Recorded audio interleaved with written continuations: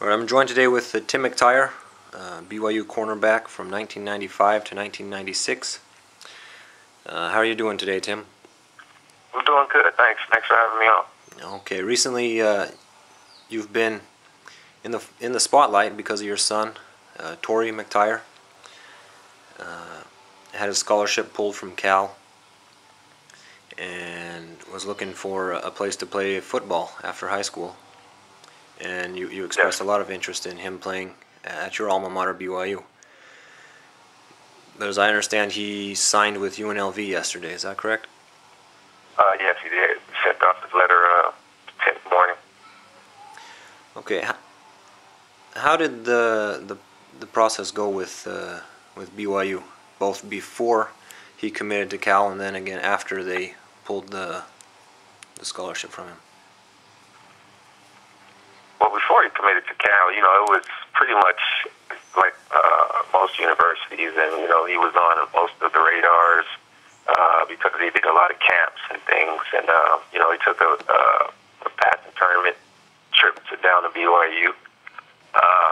But, at that time I was doing my own coaching and everything, so, I didn't follow the process too much more. And, afterwards, after Cal, he signed early to Cal, just being loyal. It was a good school. They offered first, and, they told him to get his grades up a little bit more. He did that. They told him to get his SATs up a little bit more. He did that as well, and that's why they offered. They didn't offer until he did that and made those changes. But we waited to hear from those guys. They were, he called me concerned because most of the guys that had offers after he did were, getting their trips set up, and, it was a little concern. So we were calling Cal up and just asking what's going on when we're going to have the visit. And his mom did most of the things as well. So, we kind of figured maybe something's wrong, and they had the coaches switch. And, I basically told them, maybe the new coaches, they might not like you. Or, they might want to bring their old guys in. But we hadn't heard back from them. And then, just a couple of weeks ago, or, right, at the crucial time, they finally called back and said that they weren't going to honor it. And, maybe that was some of the concerns and them tighten up the ship from previous things and that nature, which is understood. But the fact that they waited so long to inform us that they weren't going to honor that was the problem. And with that said, we scrambled around a little bit, and a couple other coaches were calling, a couple other schools, Colorado, Fresno State, Wyoming, and then UNLV. So he got, he received a couple offers within a week, and then, we reached out to BYU a little bit, and they said they would see what they could do, and, we understood that process as well. But also, just from what I was hearing, it was almost another Cal thing as far as maybe his grades weren't, or his scores weren't BYU approved. So, I kind of think that was part of that too, and that's understood, Mm-hmm.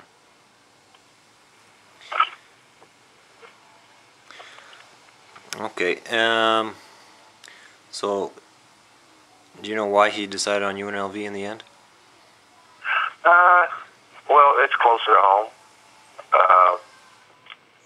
Just as far as between that and Wyoming, it's kind of a no-brainer there. As far as, being close to home and able to get there and get back and forth, and maybe on a holiday visit your mom, come home, visit your family. Mm-hmm.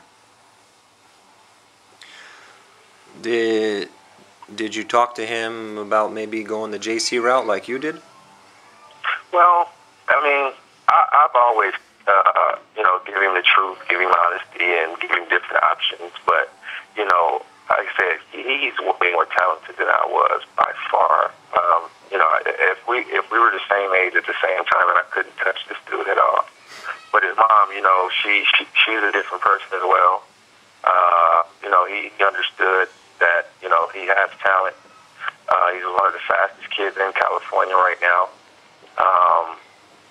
and it just didn't make sense to go JC when you have free offers out there. Uh-huh.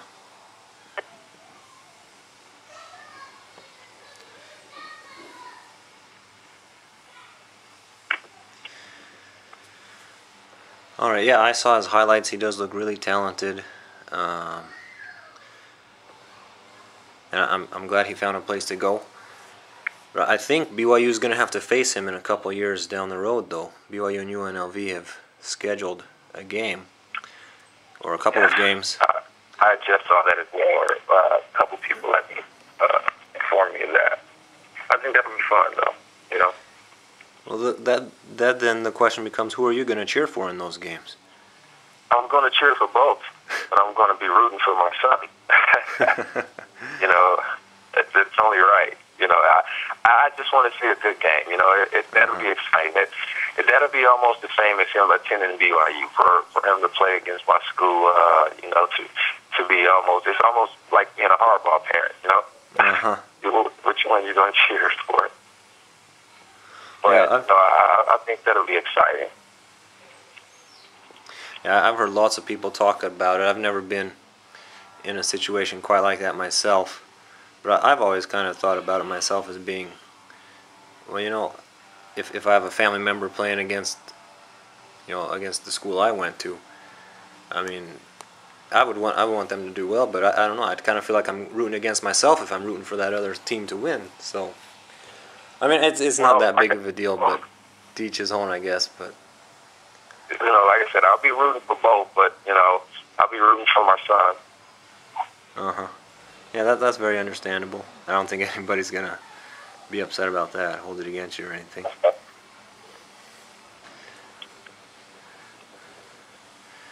All right, now you also, I've heard you mention you're planning to go back to school, and yes, I was trying to find out most of the information to get back there for the next semester, and to see what I have. I still have to talk to some of the people in admissions and to find out what actual classes that I need there. And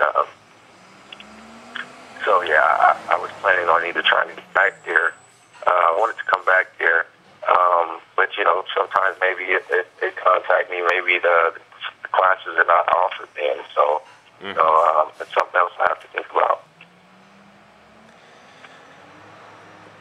I've noticed you've got a profile on I can't remember the website, NFL VR, I think it is. Yeah. So you've got a couple of degrees already. So what is it you'd be studying there at BYU? Say that again. I'm sorry. What is it you would be studying there at BYU then? Oh, well, I was finishing up my sociology at BYU. Okay. Well, there have been a couple other former players who have done that. They've gone back to school at BYU, and while they were there, they were assistants for the football team there. Is that something you would try to do yourself while you're there, or? I wouldn't mind. I wouldn't mind doing that at all. That would be great as well. But that wasn't really my focus, and my focus was to come back to school. And if they needed me or if they wanted me to, I would totally do that. Even if that wasn't available while I was there, there was still not a game for me being there. It's like I wouldn't be able to stay away. I would be out there anyway. Yeah. I understand how some of these things work as far as becoming a coach and different things as far as whether they have coaching available or different things of that nature. It's kind of hard to get into that system. Yeah. Now BYU, though, they are looking for some offensive coaches right now, and one of your teammates there from your time at BYU, Dennis Simmons. He's been an assistant coach for many years. Yeah. He's been coaching wide receivers actually, which is one of the coaches that they're looking for. Right. And I keep in contact with him. He's over in Washington State. Do you think he would be a good fit for BYU, coaching wide receivers there? would say yeah. Dennis has been coaching. He did his time there before he left and went out to the coaching ranks. And he's another guy that can go out into the community and understand some of the African American guys as well. But I think Dennis would be a fit anywhere. But being a BYU alumni, I think of course he would fit. Yeah, there's been a pattern the last few times they've hired coaches. I mean, a very high percentage they are BYU alumni, and so. And I think that is great. That's one of the one things I like as well is that BYU do hire their alumni. You get a lot of guys in a lot of schools. That's not priority. Whether they're going off qualification, whether you're available and you've just been coaching for a while, and they think you can coach or whatever their criteria is. But I noticed that over the years too, BYU hires a lot of their alumni.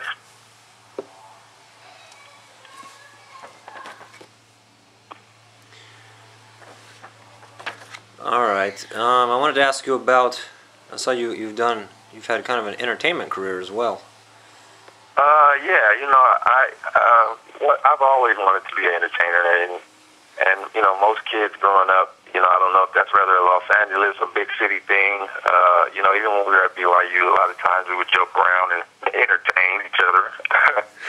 But I figured, I have talent in it, and there was no need for me to let that go to waste. And I put my hand in it. I did some modeling. I did some acting. I recorded. I produced. One of my degrees is in media production. I went to school back for that. Did a little bit of directing. I wrote a little bit. But that field is hard as well. It's just about as hard to get into that field as well as in the coaching industry. And I've tried many things. A couple of things that I enjoy pretty much was all of it, but I really love doing comedy, stand-up comedy, and I love the music industry. But one of my biggest passions is to either write a script or direct a movie.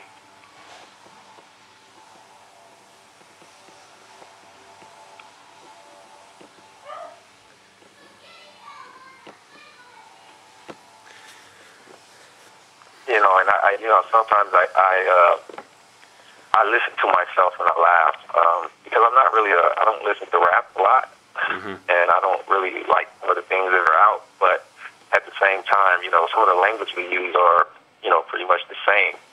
But how I explain to people that look at me as a coach, and it's pretty much it's like, okay, if I was an actor and they gave me this role to play a rapper, and my script was the same language, would you look at me differently opposed to just me being myself, going out and creating my own lyrics or whatever? Does that make sense? Yeah, I think so. It's kind of deep there. Yeah, it is. I mean, I'm a deep person. I'm a realist. I think of every possible way. I think of every possible answer. And I think that's what makes me the creative guy that I am, and some of the things that I've done outside of sports. So, like I said, the reason why I got into entertainment was because I knew once I got older that, that wasn't going to be always what I wanted to do. And I wanted to do that before I got serious and everything. And to be able to experience, I think everybody should experience things that they want before, their life is over. And, I have to say that I've done that. Well, good. Yeah, maybe you need to meet up with another one of your teammates there from BYU, Louis.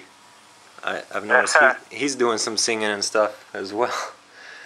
And K.O.'s always been a singer, man. He walked around BYU singing. He sang on the bus. He sang in the locker room. So, well, I can appreciate that.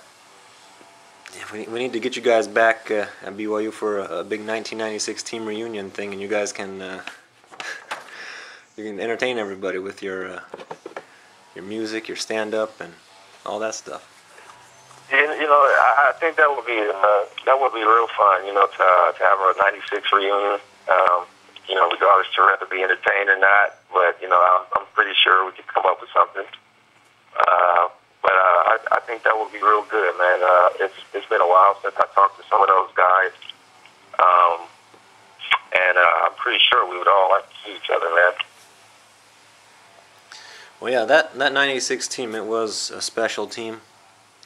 Really, yeah. It's the best team BYU's had in easily the last 20 years, maybe longer. It's the only one-loss team that BYU's had since the national championship in 1984. What was it about that team that you guys were able to have such a good win-loss record? Because BYU's come close a couple other times, recently with 2 losses in a year, but they just can't seem to get over that hump to have a one-loss or an undefeated season. So what was it about you guys that year? I think most of all, 95 when we got there, we had some pieces. We didn't know each other, but we took some key losses. But and we all hung out together. Whether that been in the locker room, whether it was going over each other's houses and living close to each other. And we gelled that 95 year, and going into that next year, pretty much most of us stayed during the summer. We didn't go home or anything. We got bigger, we got faster. I know myself, I got bigger. I put on about 30 pounds over the summer. But we had the key components that a football team, rather BYU or any team needed. We had the number one. That 96 year, James Dye was number 1, number 2 in the nation in punt returns. We had the freshman player of the year, Rodney Jenkins. We had the defensive and the offensive player of the year. We had 2 All-American tight ends. We had myself and Omar. We made All-WAC as a tandem. We had the key components, man. And we scored on special teams. We scored on defense. We scored on offense. And we held guys, and that was part of what we did. And we had a lot of turnovers as well, which gave a potent offense the ball back most of the times. And, some of those teams we were playing, we were putting up big numbers, whether it was 50 to almost 70 points in some of those games. So, and I think we respected each other, and, we played as a team. Everybody was held accountable. We understood who was able to tell us things. I know for me, I looked at Shea as, our Kobe. He was there before we were. So if anybody could tell anybody anything, we understood that if Shea said, get your stuff together, you needed to get your stuff together. But at the same time, with that being said, Shea understood that from an athletic and a competitive edge, if we told him to get it together, he wasn't like, okay, I'm the senior, don't tell me what to do. So we understood that offensively and defensively. Offensive guys were able to come over to the defensive guys and say, step it up, and vice versa.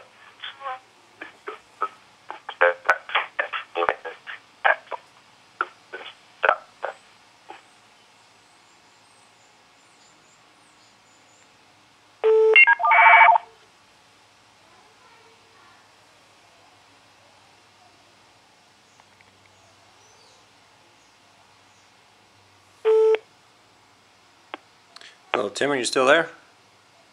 You were breaking up on me.